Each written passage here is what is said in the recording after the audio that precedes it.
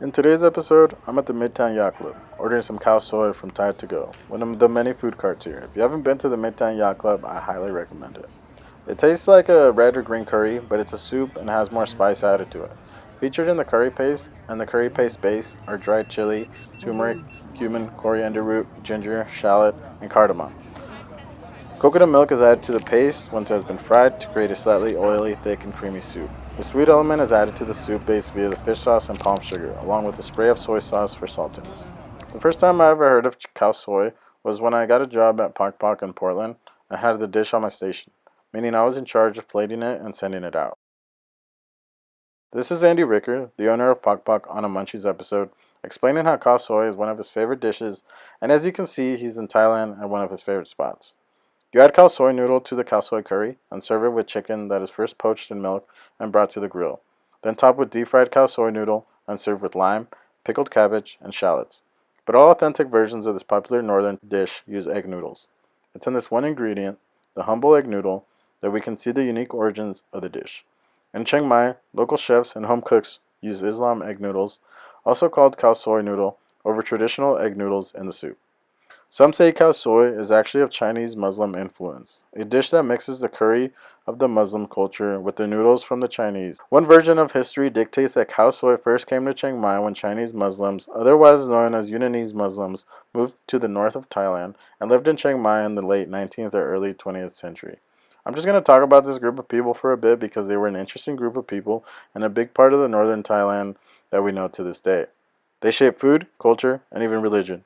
The Yunanese are also known as Ho or Chin Ho in Thai.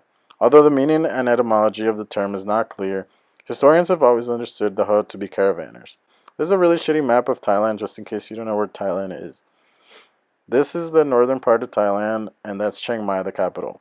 Myanmar and Laos bordered the north of Thailand. So most historians thought of them as caravanners. They crossed to Thailand from Yunnan, using horses and mules. It is thought that the Yunanese Muslims first settled in what is now northern Thailand in the late 19th or early 20th centuries. Although most of them went back to China as merchants, some of them started to settle in the area. As their numbers gradually increased, families gathered to form communities. Currently, the greatest number of Yunanese mosques are in the districts of Chiang Mai, Chiang Rai, and Mae Hong Son, with some in Lang Pang. Mae Hong Son, Mai Hong Son. Throughout the latter day of the 20th century, many Yunanese Muslims migrated to Thailand from China via Myanmar, and the community of the Ban Ho Mosque also increased rapidly.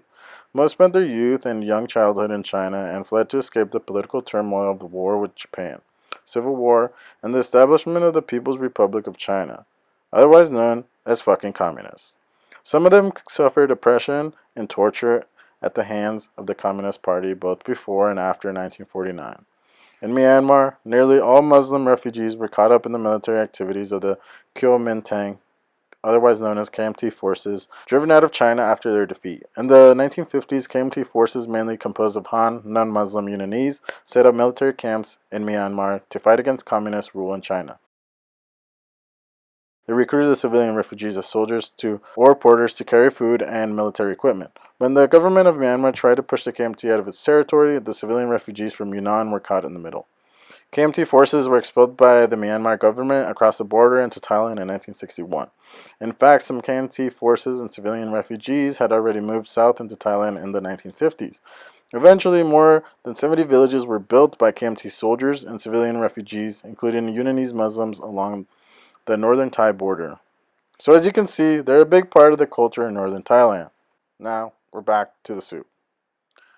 Before, the local soup was a clear soup, but after the Chinese Muslims arrived, they added coconut milk and spices to the soup, and now the local soup, Khao Soi, is a creamy soup that you traditionally serve with chicken soup, although you can serve it with beef or tofu soup.